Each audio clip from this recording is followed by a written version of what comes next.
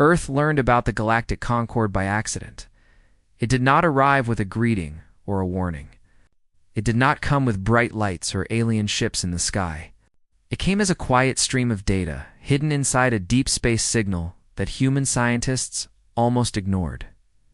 For weeks, the signal sat in a server at a listening station on the far side of the moon. It looked like background noise, the kind that filled the universe with static. But one junior analyst noticed something strange. The noise repeated, not perfectly, but with purpose. When the pattern was finally decoded, the room fell silent. It was not a message meant for Earth. It was a conversation, thousands of voices, layered in complex mathematics and physics, discussing trade routes, star systems, energy laws, and borders that humans had never heard of.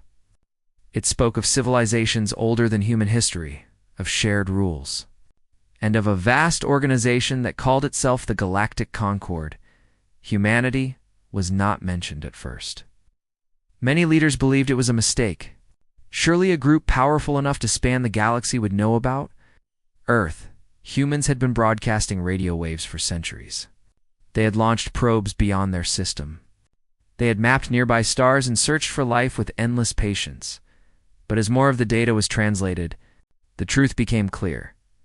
The Galactic Concord knew about Earth, and it had chosen to exclude it. The Concord had cataloged humanity under a simple label: developing, volatile, non-participant. There were notes attached. Humans were described as creative but unstable, curious but reckless, capable of cooperation, yet prone to internal conflict. Their history showed rapid progress followed by self-inflicted disasters, wars, collapses, recoveries, and more wars. The conclusion was calm and final. Humanity is not ready. The discovery spread across Earth faster than any news before it. Governments held emergency meetings. Scientists argued. Philosophers wrote essays overnight. Ordinary people watched the sky with new eyes, realizing they were no longer alone and that they had never been invited. Some were angry. Some were afraid. Many felt something worse, and either they felt small. For generations, humans had wondered if they mattered in the universe. Now they had an answer from the stars. It was not the one they hoped for. World leaders gathered in a secure global council, linked across continents and time zones. The question before them was simple, but the weight of it was heavy.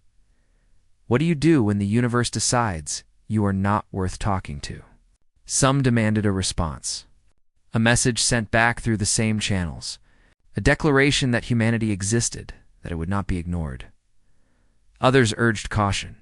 The Concord was vast and ancient. It had rules and power humans did not understand. Drawing attention might invite danger. The debate lasted days. Then a quiet voice changed. Everything had belonged to an old systems engineer named Mara Levin. She had spent her life fixing things that failed: power grids after storms, satellites after collisions, cities after disasters. She did not speak often in political rooms, but when she did, people listened. They didn't attack us, she said. They didn't threaten us. They didn't even insult us. Few leaders nodded. They looked at our history, Mara continued, and made a choice. We don't like that choice, but shouting won't change it. So what do you suggest? Someone asked. Mara leaned forward. We do what we always do when no one believes in us. The room waited. We keep working. That idea spread slowly, but once it took hold, it was impossible to stop. Earth would not protest. Earth would not beg. Earth would not demand entry. Instead, humanity would continue doing what it had always done best: solve problems, build systems, and survive. The Concord expected fear or anger. It expected noise. It got silence. In the months that followed, human research did not slow down. It accelerated. Energy projects once blocked by politics found new support. Medical data was shared across borders. Climate systems were repaired instead of argued over. Old rivalries softened, not out of love, but out of shared understanding. If the galaxy was watching, humanity would not give it a show. it would give it results. On orbital stations above Earth, engineers tested new drives that bent space just enough to cut travel time between stars. They failed often, sometimes violently. Each failure was logged, studied, and improved on the ground. Linguists and mathematicians studied the Concorde's language structures, not to reply, but to understand how alien minds organized thought. The differences were vast. Where humans embraced exceptions, the Concorde favored balance. Where humans layered meaning with emotion, the Concorde favored clean logic.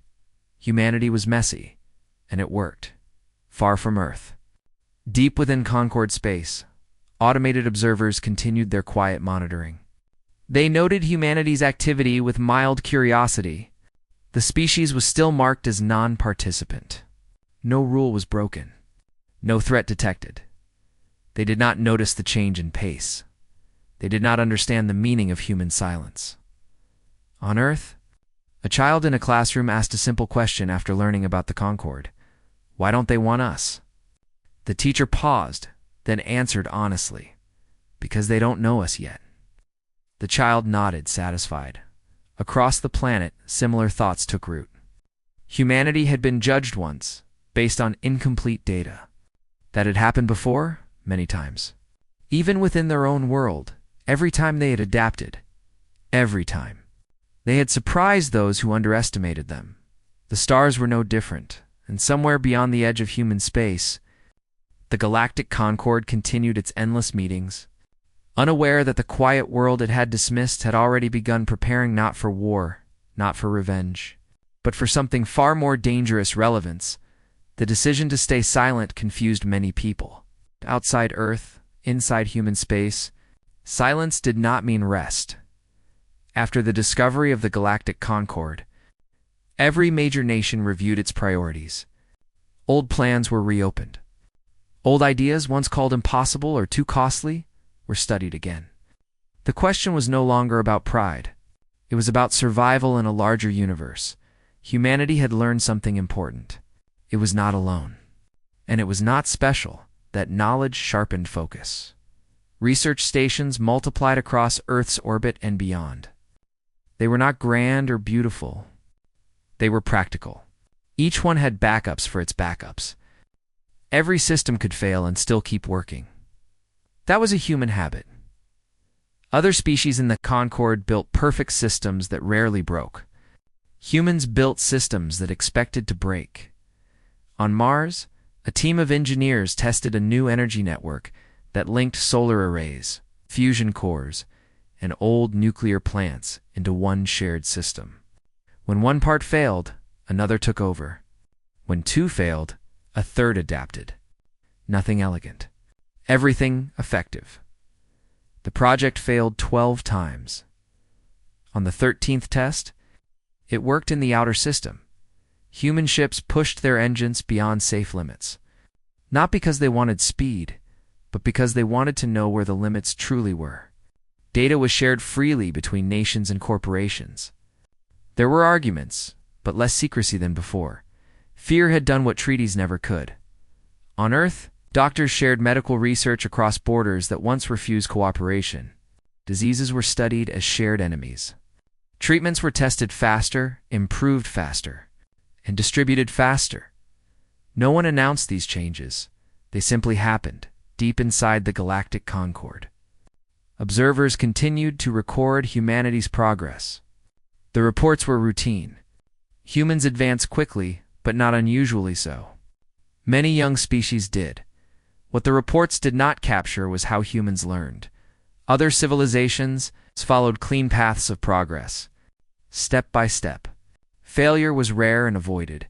Humans failed constantly, and remembered every failure in one Concorde archive. An analyst named Seville reviewed Earth's data streams. Seville was not a leader, just a minor observer assigned to developing worlds. Humanity was one of dozens at first. Earth was unremarkable. Then Seville noticed something strange. Human projects overlapped in ways that made little sense. Technologies built for one purpose were reused for others. Civilian tools became scientific tools. Entertainment systems became training simulations. Military designs became rescue platforms. Nothing was wasted. Seville compared this to other species. Most built one solution for one problem. Humans built many solutions and reused them until something worked. It was inefficient. It was powerful. Seville flagged the observation for review. The flag was ignored back on Earth. The first quiet breakthrough arrived without celebration. A human probe reached a nearby star system faster than expected. Not by breaking known laws, but by bending assumptions. Engineers accepted the small risks that others would never allow. The probe arrived damaged. It arrived alive. The data it sent back changed navigation. Models across human space. Travel times dropped. Supply routes expanded. Colonies once barely connected became stable. Still, no message was sent to the Concorde. Humanity watched and waited. Public reaction shifted slowly. At first, people felt rejected, then curious, then determined. Stories changed. Movies, books, and lessons stopped asking if humans belonged among the stars. They began asking what humans could offer. Children grew up knowing. They were not invited, and they planned anyway in a coastal city. A teacher showed students a simple chart of the Concorde's values. Stability, balance, order, those are not bad things, teacher said. A student raised a hand. What are ours? The class thought, then someone answered, trying again. Across Earth, similar answers appeared, trying again, improving, adapting, helping even when it costs. In Concorde space, trade routes shifted. Minor species complained quietly about restrictions and slow approvals. The Concorde was careful, but rigid. Rules protected peace, but they also slowed growth. Human space had no such rules. Anyone could approach. Anyone could trade. No one noticed at first. A small merchant ship from a non-member world docked at a human station near Jupiter. The crew expected trouble. They found open markets, no demands, no hidden fees, just clear agreements and shared risk. The ship returned home with stories. Others followed. Earth did not announce open access. It simply did not refuse. Back in the Concorde, Seville saw traffic patterns change. Ships detoured toward human space. Nothing illegal.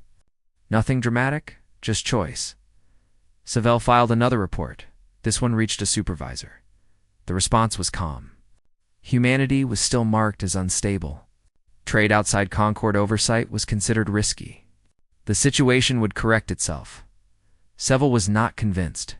Humans did not correct themselves. They adapted around problems until the problem no longer mattered. On Earth, leaders met again. This time, there was less fear in the room. More confidence. They reviewed data, not emotions. Human systems were improving faster than expected. Cooperation was rising. Conflicts still existed, but they ended sooner. The presence of a larger universe had changed priorities. Petty. Arguments felt smaller under a sky filled with civilizations that had already judged. One leader asked the question many were thinking, when do we speak? Silence followed. Then another leader answered, when we have something worth saying. Months passed. Human infrastructure grew outward like roots. Not neat, not symmetrical, but strong in Concorde archives. The word volatile remained attached to humanity, yet the data told a different story. Humans were not becoming calmer. They were becoming better. And somewhere in the vast network of alien systems, a quiet truth began to form, unnoticed and unrecorded. The species that failed the most was also the one that learned the fastest, and it was learning how to live in a galaxy that never wanted it.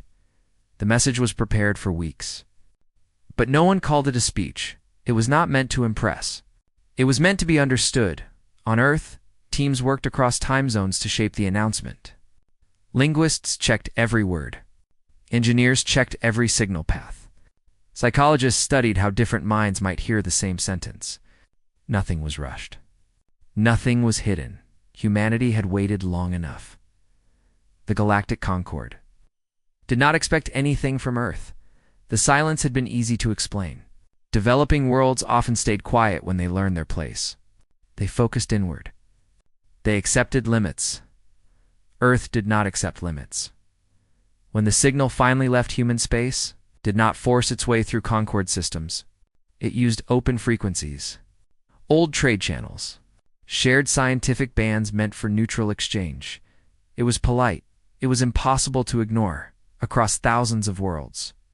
Translators paused as a new signal appeared. It did not demand priority. It did not interrupt.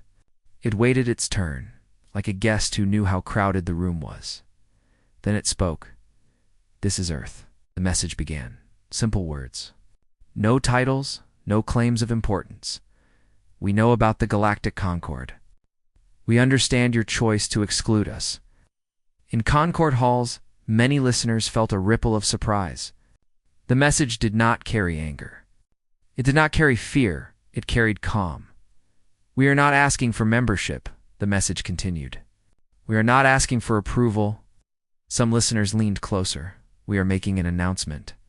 On Earth, people watched the broadcast in silence. There were no cheering crowds. No flags, no music. Just quiet attention. "We are opening all human systems to free and equal exchange," the message said. Trade, research, travel, medical aid, shelter. The words were clear. No species will be excluded based on Concord status. No species will be turned away for political balance. In the Concord, alarms did not sound. No rule was broken, but something shifted. "We believe cooperation works best when it is chosen," the message said, not assigned. Data followed the words. Maps of human space, access protocols, safety standards, shared research libraries, emergency response plans. Everything was open. "We will not interfere with Concord law," the message continued. "We will not challenge your authority. We will not claim territory beyond what we can support." Pause. "But we will build. We will share. And we will welcome those who wish to work with us." The final line was simple. "This announcement is open to all." And the signal ended. No demands, no threats, no waiting for an answer. Across the galaxy, reactions spread unevenly. In major Concord worlds, leaders met behind closed doors. The announcement was discussed in careful tones. Humanity had not broken rules, but it had bent expectations. Open access was rare, dangerous. Some said, irresponsible. Others agreed. But in smaller systems, the message landed differently. A research group locked out of Concord funding saw possibility. A trade guild tired of slow approvals saw speed. A species marked as culturally unstable saw respect. Human space became a topic of quiet conversation. Back on Earth, the work did not stop after the announcement. Ports were expanded. Translation systems were improved. Emergency teams trained for alien biology. Not because visitors had arrived yet, but because they would. Humans planned for arrival. The first ship came sooner than expected. It was small and damaged, drifting near the edge of human space. Its engines were failing. Life support was unstable. Human sensors picked it up. Within minutes, there was no debate. Rescue ships launched. The crew was unlike anything humans had seen. Fragile bodies, thin limbs, breathing gases mixed differently than Earth air. Medical teams adapted on the fly, changing pressure, temperature, and atmosphere until the visitors stabilize. No questions were asked until lives were safe. The rescued crew belonged to a species that had never been granted Concord membership. Too few, too weak, too dependent. They had heard the announcement. They had believed it. Word spread. More ships arrived. Some for trade. Some for help. Some just to see if the rumors were true. Human stations grew crowded. Mistakes happened. Systems failed. Languages confused meaning. Food supplies ran low more than once. Humans adapted. They added modules, built temporary habitats, printed tools overnight, learned alien needs by trial and error. Visitors noticed something strange. Humans argued. They disagreed loudly. They changed plans mid-sentence. They questioned their own leaders in public, but when something broke, they fixed it together. In Concord space, Seville watched the data streams with growing concern. Traffic into human space was no longer a trickle. It was a flow, still legal, still optional, still dangerous to ignore. Cell requested a formal review, this time. It was granted in the review chamber. Analysts studied human patterns. They saw inefficiency, risk, emotional decision-making. They also saw growth. Human. Trade hubs outperformed Concord stations in response time. Human medical teams handled more species per cycle than any standard facility. Human conflict resolution protocols reduced violence faster, not by force, but by involvement. Humans did not isolate problems. They absorbed them. One senior analyst asked a quiet question. Why are they doing this? No one answered. On Earth, leaders watched the same data from a different view. They saw strain. Resources stretched thin. Systems pushed hard.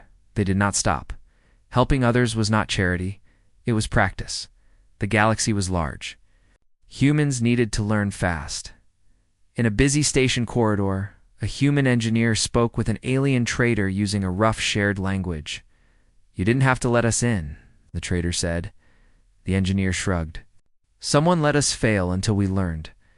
Figured we'd pass that on. The trader did not understand fully, but they felt the meaning. Back in the Concord, discussions grew tense.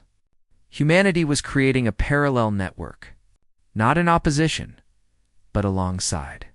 A system based on choice instead of permission. It was uncomfortable. It worked. Some Concord members quietly used human channels while publicly supporting restrictions. Others argued for engagement. A few warned that humanity was moving too fast. None suggested force. Humanity had not given them a reason. Weeks turned into months. Human space became known for one thing above all: if you came with a problem, humans would try. They might fail. They would try again. In one distant system, a Concord diplomat watched a human station from afar. Ships of many shapes moved in and out. No symbols of dominance, no enforced order, just movement.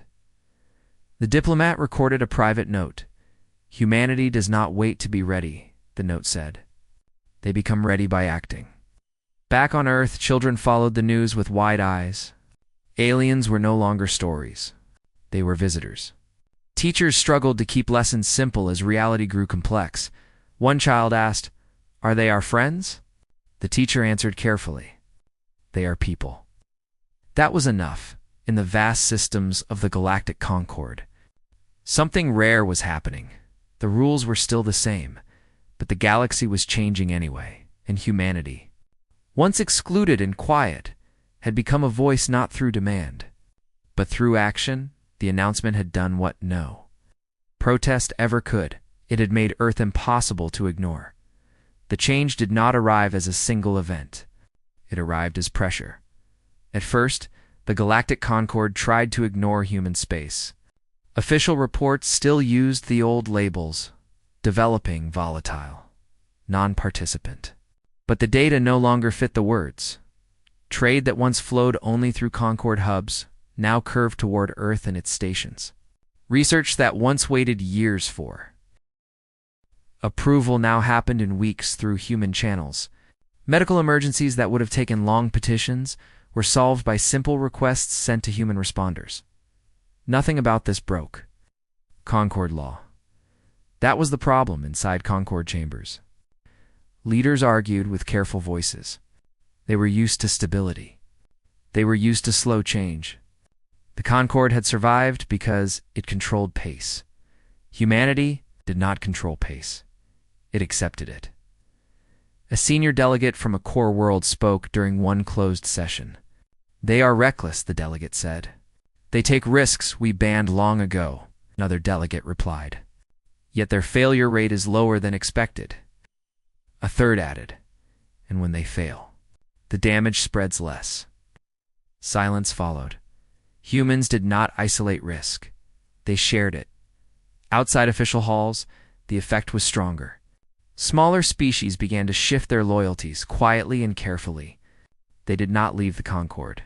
They simply used human space as a second option. Choice changed everything. In one border system, farming world faced a soil collapse that would destroy its food supply. Concord aid would take months. A request sent to human networks returned in hours. Human ships arrived in days. They did not bring a perfect solution. They brought tools, engineers, and time. They tested ideas directly in the soil. Some failed. Crops were lost, then one worked. The farming world survived. The report spread in Concord records. The incident was logged as external assistance among living beings. It was remembered as the humans helped. On Earth, the strain grew heavier. Ports were full. Resources were tight. Human leaders knew this pace could not last forever. They chose to keep going anyway. This was not charity, this was investment. Humans learned more from every interaction than they lost in resources. Alien biology pushed medical science forward. Alien physics challenged human assumptions. Alien cultures forced humans to face their own flaws. Conflicts happened. Misunderstandings turned into arguments. Arguments turned into shouting. Once, a trade dispute nearly became violence. Human mediators stepped in. They did not claim moral authority. They admitted fault when needed. They changed rules when rules failed. This confused many visitors. Most civilizations protected systems at all costs. Humans changed them in Concord space. Observer Savell was promoted. The data from human space could no longer be ignored. Savell now attended higher-level reviews. There, the tone was different. Less dismissal, more concern. They are becoming a center, one analyst said. Without permission, another replied. Savell spoke carefully. They are not competing. They are filling gaps we left. That idea unsettled the room. The Concord believed it had accounted for all needs. It had not. Months passed. Human stations expanded again. Modular rings were added. Temporary became permanent. What began as emergency housing turned into neighborhoods shared by many species. Humans did not segregate visitors by origin, they grouped by need. Families lived near schools. Workers near docks. The sick near hospitals. This was inefficient. It worked. Visitors noticed another strange thing. Humans remembered names, not just species names. Individual names. Mistakes happened. Pronunciations failed. Humans apologized. They tried again. On one crowded station, Concord official arrived openly for the first time. No escort, no announcement. Just observation. The official walked through markets where dozens of species traded freely. No central control. No visible enforcement. Disputes were handled by shared panels. Humans sat beside aliens. Decisions were slow, but accepted. The official recorded everything. Back in Concord space. Pressure grew. Member worlds complained that talent was leaving. Researchers asked for access to human data. Merchants wanted fewer restrictions. The Concord responded, as it always had. With caution, new rules were proposed. Reviews scheduled. Committees formed. Humanity did not wait. Another crisis came. A major Concord relay failed near a dense cluster of systems. Communication collapsed. Panic spread. The Concord prepared a controlled response. Human networks detected the failure and acted. Human ships rerouted power. Human engineers bridged signals using experimental systems. The fix was unstable. It worked communication. Returned before the Concord response. Arrived, official reports called it unexpected. Assistance. Unofficial messages said something else. They saved us. Phrase reached Concord leadership. The words were, Uncomfortable, saving implied need. Need implied weakness on Earth. Leaders knew this moment would come. Quiet meetings were held. The question was not whether the Concorde would respond, it was how some advised slowing down, reducing access, protecting human systems. Others disagreed. "We stop now," one leader said. "And we proved them right," the work continued. Human space was no longer quiet. It was alive. Children on Earth grew up seeing alien faces on screens as normal. Schools adapted lessons. Language programs expanded. Cultural mistakes were common, so were corrections. Human identity shifted. They were no longer just a planet. They were a crossroads. In the Concorde, Savell attended a historic session. For the first time in centuries, the question was asked openly, what if exclusion was an error? The room reacted strongly. Some rejected the idea at once. The Concorde had always been right. Stability proved it. Others hesitated. Stability, they realized, was changing. Seville presented data. Not arguments, just patterns. Human-assisted systems recovered faster. Human trade routes adapted quicker. Human conflict zones calmed sooner. They are not peaceful, Seville said. They are persistent. The session ended without resolution. But something had shifted. Outside official channels, contact increased. Concorde members began sending observers openly. Some offered quiet cooperation. Humanity accepted all. No favoritism. No demands.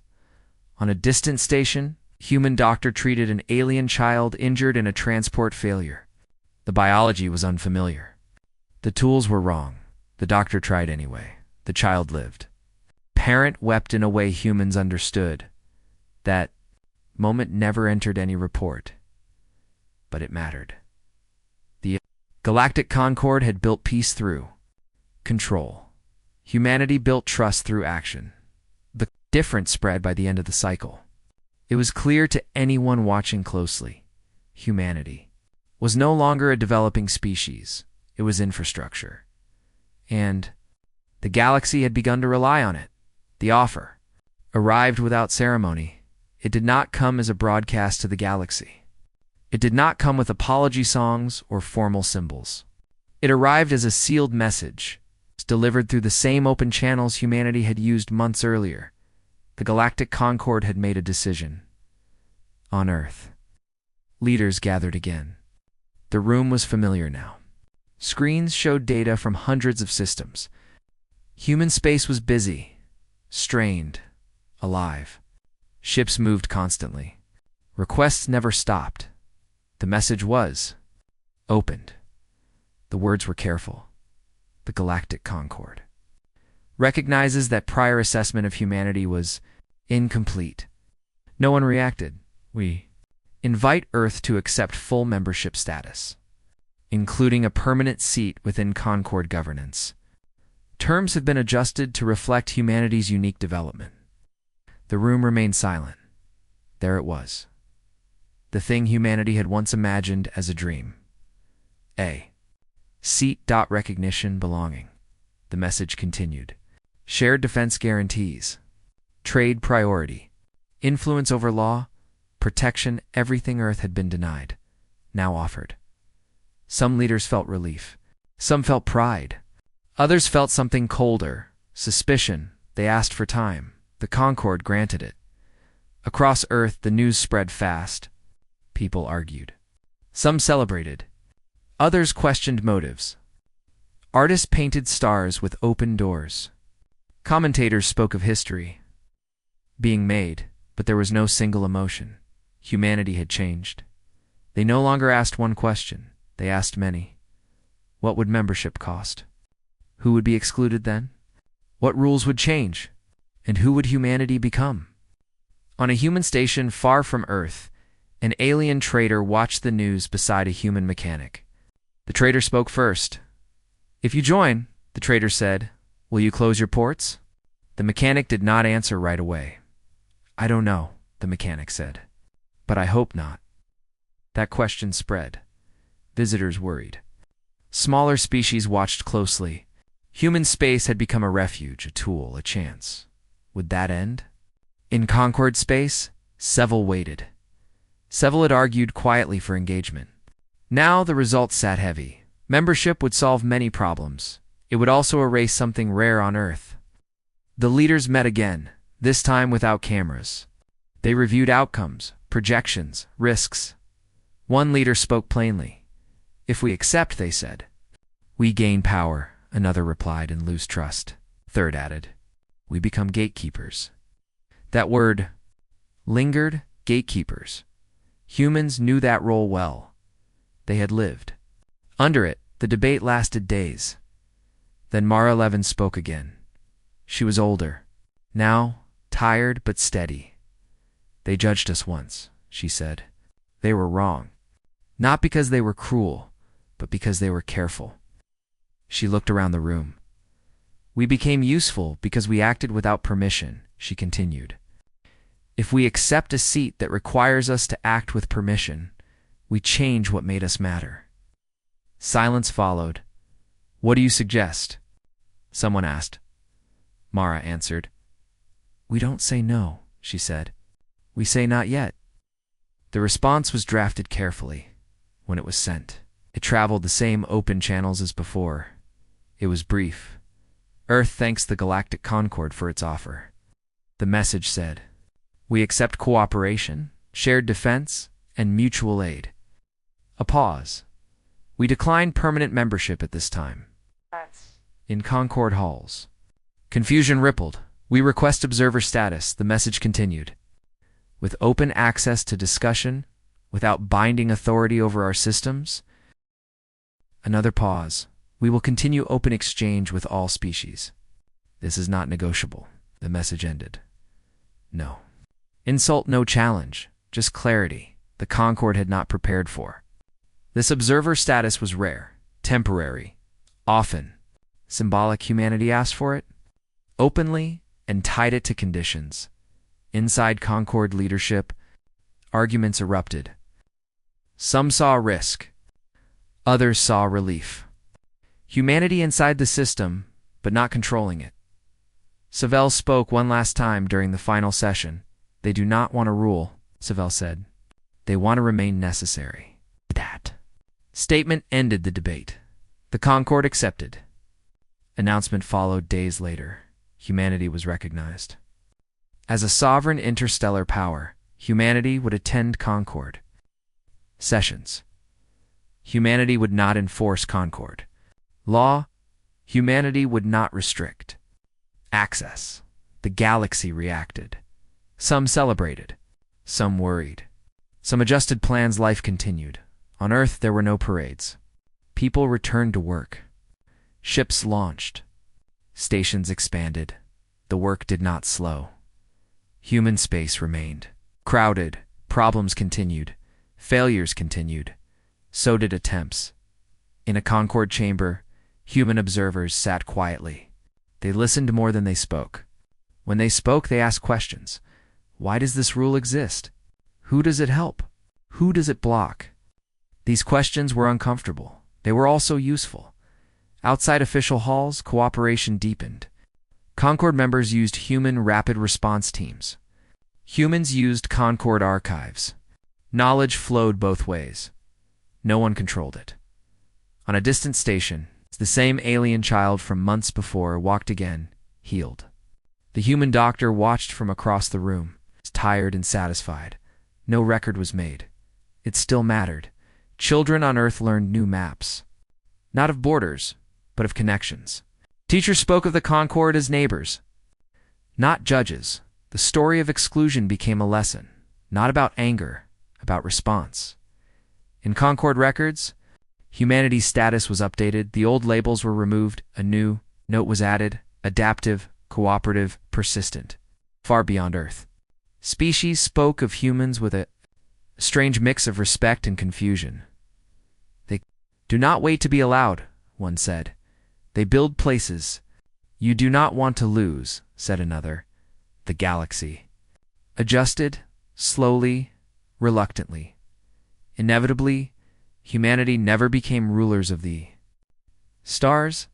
They became something harder to replace. A bridge, a backup, a second chance. They had been excluded once. They answered by becoming essential, and the universe remembered.